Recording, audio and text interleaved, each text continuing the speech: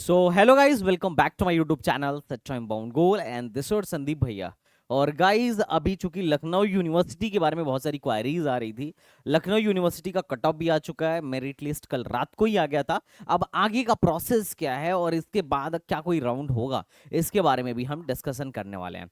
तो इसके लिए आपको ज़्यादा परेशान नहीं होना है। फटाफट अगर आप इस चैनल पे नए हो तो चैनल को सब्सक्राइब कर लीजिएगा। और बाकी चलिए देखते हैं कि लखनऊ यूनिवर्सिटी में एडमिशन का अभी आगे का प्रोसेस क्या है, अब आगे क्या करना है, अगर आपने अप्लाई किया था तो भी और नहीं अप्लाई किया था तो भी, क्योंकि इससे आपको बहुत एक अच्छा सा आइडिया मिल जाएगा। अगर मैं बात करूं तो गाइस, ये मेरिट लिस्ट आई थी। जैसे ही आप इनकी वेबसाइट पे जाते हो तो एक पॉपअप आपको नजर आ जाएगा, जिसमें इन्होंने बताया, मतलब एक इस पॉपअप में आपको मेरिट लिस्ट भी दिख जाएगी और कट ऑफ भी दिख जाएगा बीटेक, बी फार्मा और एमसीए के लिए। तो मैं पहले मेरिट लिस्ट आपको दिखाता हूँ।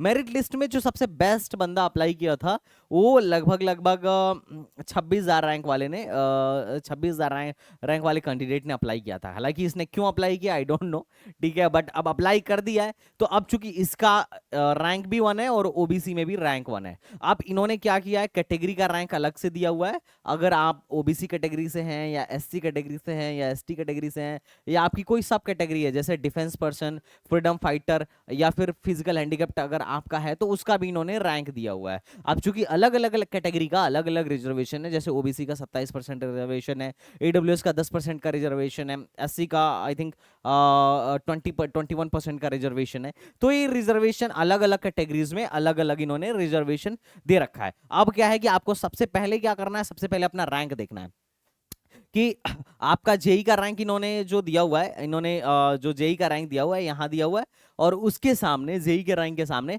इन्होंने अपना रैंक दे रखा है। अब जो 36,000 रैंक वाला है बंदा, उसको इन्होंने रैंक 2 दे रखा है लखनऊ यूनिवर्सिटी के लिए। तो यहाँ से सबसे पहले आपको अपना रैंक देख लेना है। अब आपकी रैंक जो भी होगी, पहले आपको अपना सीआर मतलब जनरल रैंक देखना है, और जनरल रैंक के साथ साथ आपको ओबीसी रैंक देखना है, ठीक है, या फिर अगर कोई पर्टिकुलर कैटेगरी है तो कैटेगरी रैंक देखना है।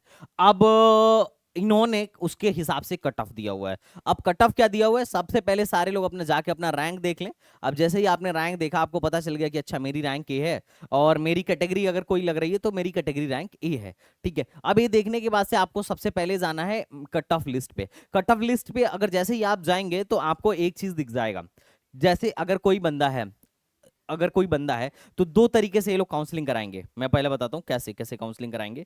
पहले ये समझो काउंसलिंग कैसे कराएंगे। ये सेलेक्टेड का कट ऑफ आया है, और जिसका नाम सेलेक्टेड में नहीं आएगा वो सारे के सारे लोग वेटिंग में माने जाएंगे, वो सारे के सारे लोग वेटिंग में माने जाएंगे।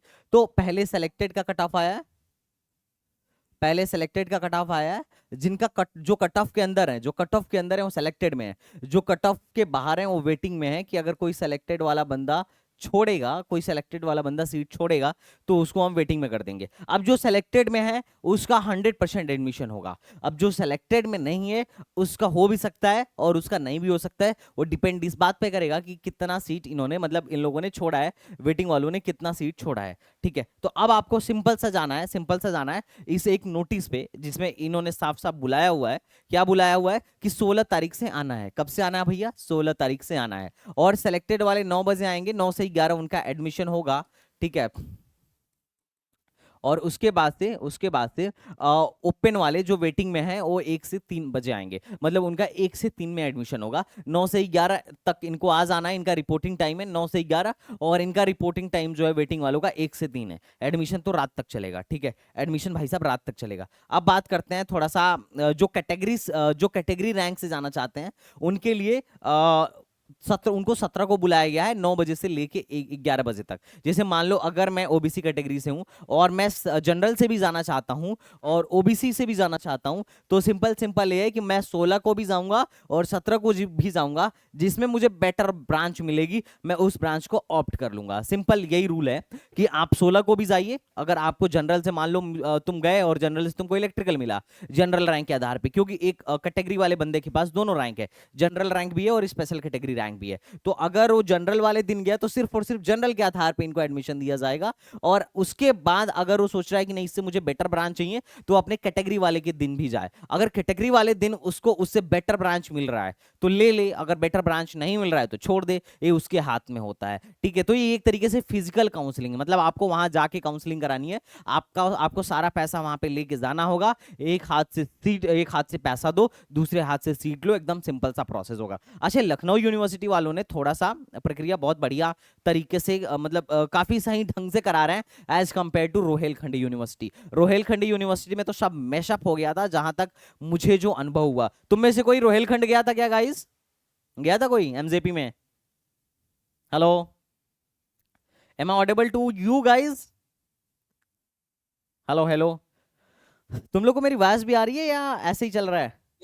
ओके, आ रही है, ठीक है ठीक है। हाँ, तो कोई रोहेलखंड नहीं गया था? तो रोहेलखंड में मैंने देखा कि बच्चों को पता नहीं किस हिसाब से बुला रहे हैं, बट यहाँ पे इन्होंने अच्छा किया है कि कैटेगरी को अलग दिन बुलाया है और सब कैटेगरी को अलग दिन बुलाया है। अच्छा, जिनके पास कैटेगरी नहीं है उनको तो सिर्फ इसी दिन जाना है, जिसके पास कैटेगरी है वो चाहे तो इस दिन भी जा सकता है और इस दिन भी जा सकता है, या दोनों दिन जा सकता है, ये उसकी चॉइस होगी। जिसको उसमें बेटर ब्रांच मिले he can go for that. ठीक है, अब और उसके बाद से जिन अभ्यर्थियों की रैंक वेटिंग लिस्ट में उन्हें नियत तिथि और समय पर काउंसलिंग स्थल पर रिपोर्ट करना होगा। रिक्त सीटों के सापेक्ष प्रमाण पत्रों की जांच के अनुसार उनको एडमिशन दिया जाएगा। तो लेकिन एक बात ध्यान रखना है, जो बच्चा सेलेक्टेड में है 100% उसका एडमिशन फिक्स है। अगर वो चला भी जाएगा तो एडमिशन हो जाएगा। अब ब्रांच, अभी मैं ब्रांच के बारे में बताऊंगा। जो बंदा वेटिंग में है उसको जाना चाहिए, अगर जाएगा तो ही एडमिशन होगा, नहीं जाएगा तो एडमिशन कहां से होगा? अच्छा, ऐसा भी हो सकता है कि जाने के बाद भी एडमिशन ना हो, सीटें भर जाए, तो it's totally depends on your luck.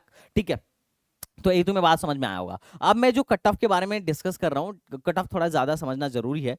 जैसे अगर तुम सिविल इंजीनियरिंग के कट ऑफ को देखो, सिविल इंजीनियरिंग के कट ऑफ को देखो, तो एक बंदा, अगर मैं बंदे के ओपन रैंक के बारे में बात करूं, तो जिसकी रैंक 386 तक है, 69 से 386 तक वालों को सिविल इंजीनियरिंग मिलने की संभावना है। अगर मैं कंप्यूटर साइंस की बात करूं तो कंप्यूटर साइंस 2 से लेके 61 रैंक वाले 2 से लेके 61 रैंक वालों के बीच में मिलने की संभावना है। तो क्या इसका मतलब ये है कि 62 रैंक वालों को सीएसई नहीं मिल सकता?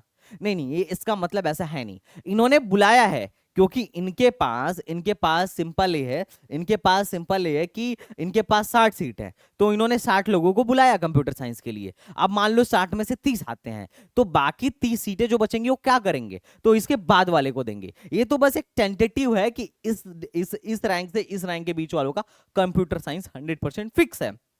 लेकिन अगर सीट बच जाती है, क्योंकि लोग आएंगे नहीं, जिसकी 26,000 रैंक है वो काई को आएगा? सिंपल लॉजिक है यार, वो लखनऊ यूनिवर्सिटी में काई को जाएगा? आईटी लखनऊ बाकी है, ठीक है। अभी तो तुम्हारा अभी कल ही तुम्हारा दिल्ली डीटीयू में मतलब डीटीयू में ही स्पॉट राउंड हुआ, तो अगर वो वहां गया होगा तो उसे वहां भी मिल चुका होगा। अगर वो जीजीएस आईपीयू में गया होगा तो उसे जीजीएस आईपीयू में ही मिल जाएगा, क्योंकि उसका भी सेकंड राउंड चल रहा था। आईटी लखनऊ अभी बाकी ही है।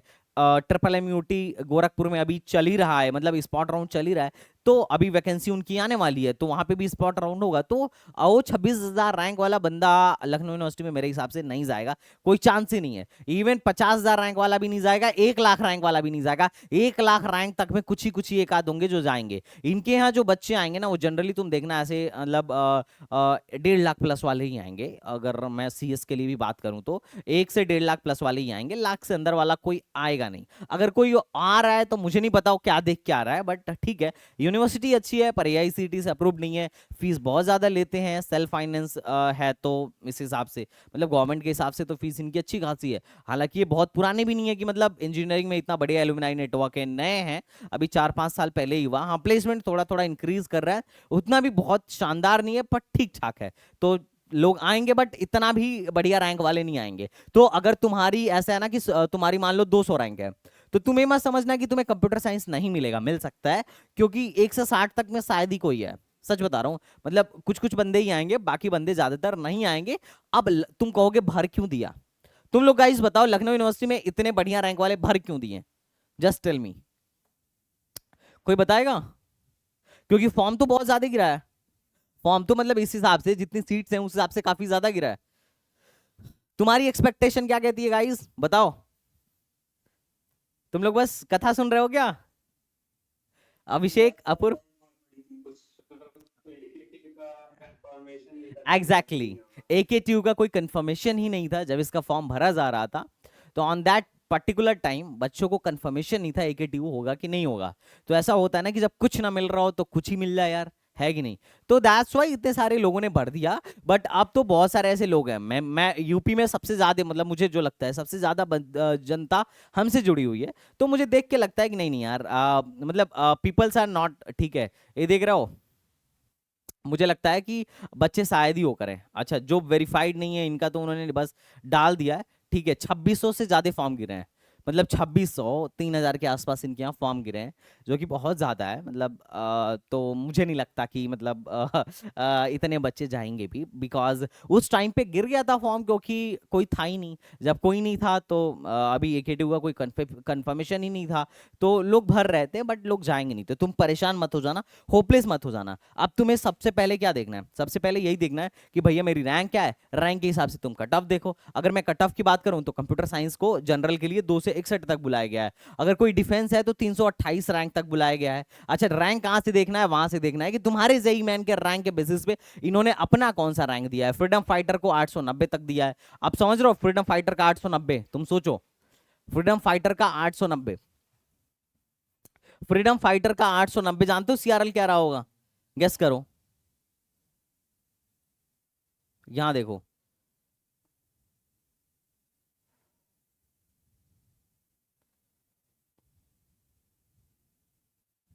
यही है ना, ये फ्रीडम फाइटर दिख रहा है गाइस तुम्हें, हेलो। 890 जो फ्रीडम फाइटर था उसका CRL लगभग 2,38,037 रहा था। तो मतलब काफी, उनके इससे भी हाई रैंक तक एडमिशन होते हैं, परेशान मत हो। 2.5-3 लाख तक तो उनको CSE मिल जाएगा अगर कोई बंदा फ्रीडम फाइटर का है तो I think are you getting my point कि हाँ क्या चल रहा है।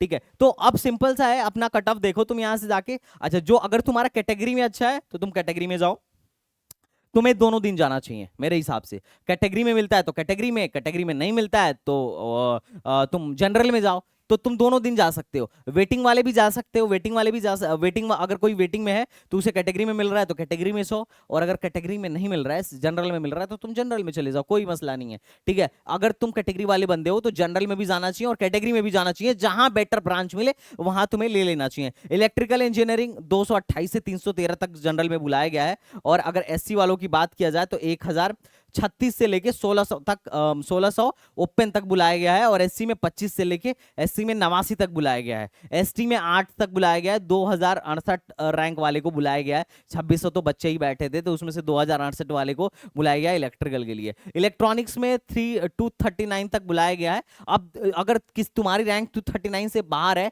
तो ये मत समझना कि तुम्हें इलेक्ट्रॉनिक्स नहीं मिलेगा, तुम्हें CS भी मिल सकता है और तुम्हें इलेक्ट्रॉनिक्स भी मिल सकता है। वो तो बुलाया इसलिए गया है कि अगर ज्यादा रैंक वाले को ये बुला देते ना सिलेक्टेड बोल के, और अगर उसे बाई चांस नहीं मिलता तो सर पे चढ़ जाता, बोलता कि यार हम टिकट करा के आए हैं, आपने दिखाया था तभी आए हैं, नहीं तो हम आते ही क्यों। तो इसलिए वो जितने सीट्स हैं उतने बच्चों को सिलेक्टेड में दिखा रहे हैं, और उसके बाद बाद वाले बच्चों को किस में दिखा रहे हैं, कि मतलब अदर ब्रांच में दिखा रहे हैं, और उसके बाद वालों को वेटिंग में दिखा रहे हैं। अगर तुम्हारा वेटिंग में है तो भी एडमिशन हो जाएगा, बच्चे इतना जाएंगे नहीं। तो इन्होंने जो कट ऑफ निकाली है वो तो बस एक टेंटेटिव है। जैसे मैकेनिकल का इन्होंने निकाला है कि 316 तक, भाई साहब 316 तक नहीं, जब ये UPTU में थे तो 6 से 8 लाख रैंक तक मैकेनिकल में एडमिशन होता था। तो तुम्हें घबराना नहीं है कि अरे बहुत भीड़ हो जाएगी। मेरे हिसाब से अच्छे बच्चे नहीं जाएंगे, और वो फैक्ट है कि जाना भी नहीं चाहिए।